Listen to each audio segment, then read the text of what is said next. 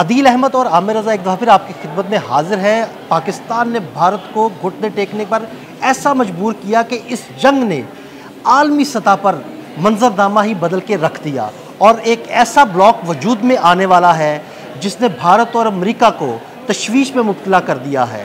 पाकिस्तान के साथ कौन कौन से ममालिक कद्दे से कद्दा मिलाकर खड़े हो गए हैं, इस बारे में आमिर रज़ा से जानते हैं। जी आमिर भाई, पाकिस्तान और भारत की इस जंग के बाद एक नया ब्लॉक वजूद में आने वाला है, ये ब्लॉक कौन सा है? अच्छा, पहले तो मेजर गुरुवारिया को मुबारकबाद। उसने कहा था कि नक्शा बदल जाएगा, बच्चों नक्शा बनाना भी ना सीखना, क्योंकि इस जंग के बाद नक्शा बदल गया है और वाकई बदल गया है। क्योंकि इस वक्त वाज़िया तौर पर दो बड़े ब्लॉक सामने आ रहे हैं। एक ब्लॉक वही है जिसमें भारत है, अमेरिका है और उसके हमायती मुल्क हैं, फ्रांस भी उसमें शामिल है, इसराइल भी शामिल है। दूसरा ब्लॉक जो है वो पाकिस्तान अब उसको लीड कर रहा है एज एन ए सलार, और उसके साथ चाइना है और उसके साथ तुर्की है, और फिर उसके बाद पाकिस्तान जो है बाकी ममालिक को साथ लेकर चलेगा, जिनमें आज़रबाईजान और रशियन स्टेट्स शामिल है। ये एक ब्लॉक है जो कि मुआशी ब्लॉक है। बेसिकली ये फ़ौजी ब्लॉक नहीं है, लेकिन ज़रूरत ये है कि इस ब्लॉक को महफूज कैसे बनाया जाए। उसके लिए चाइना और तुर्की दो ऐसे ममालिक हैं जो इस वक्त बहुत ज़्यादा काम कर रहे हैं, और उनका जो मरकज़ निगाह है वो पाकिस्तान है। क्योंकि सी पैक के ज़रिए चाइना यूरोप तक अपनी मंडी ढूंढता है, और यूरोप में उसका आखिरी स्टॉप जो है वो तुर्की है, जो कि नेटो का रुकन मुल्क है।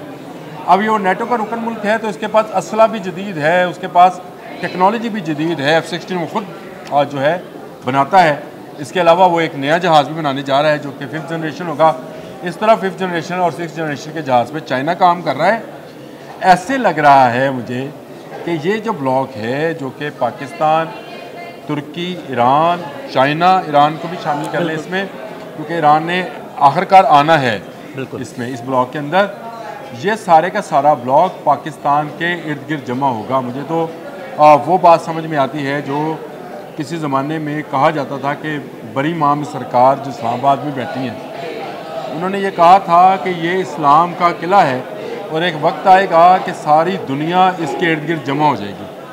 इस वक्त भी ऐसा ही है कि पाकिस्तान के इर्द गिर्द सारी दुनिया जमा है। ना सिर्फ वो ममालिक जो जिनकी सरहदें पाकिस्तान के साथ लगती हैं, जिनके दिल पाकिस्तान के साथ मिलना शुरू हो गया। आप ओवर द टाइम खुद बहुत जायज़ा लें, श्रीलंका की सरहद हमारे साथ नहीं मिलती, हमारे साथ जुड़ गया।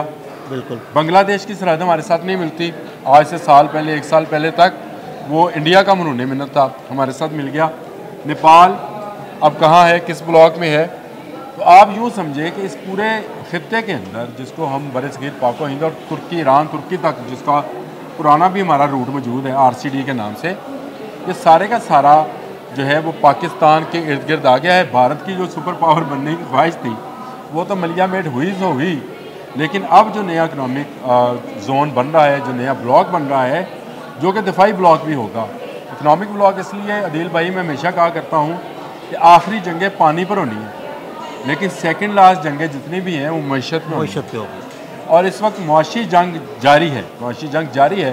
एक तरफ अमेरिका है, एक तरफ चीन है, और इन दोनों मुल्कों के दरमियान में जो ममालिक दूसरे ब्लॉक में शामिल हैं उनको उसी हिसाब से इकनॉमिक फ़ायदा होगा। और यही इकनॉमिक फ़ायदा उठाने के लिए इस वक्त चीन भी देख रहा है पाकिस्तान की तरफ, और किसी हद तक तुर्की, ईरान, आज़रबाईजान, बांग्लादेश, श्रीलंका, नेपाल, ये ममालिक भी पाकिस्तान की तरफ देख रहे हैं। क्योंकि पाकिस्तान इस जंग के बाद एक बड़ी ट्रेंड अस्करी क़ुव्वत के साथ जो है सामने आया। तो नाजरीन, आमिर भाई ने बहुत ही खूबसूरत अंदाज में और तफसील के साथ आपको इस नए बनने वाले ब्लॉक के बारे में बताया। फ़िलहाल अदील अहमद और आमिर रज़ा को इजाज़त दीजिएगा, मज़ीद अपडेट्स आपकी खिदमत में लेके आते रहेंगे।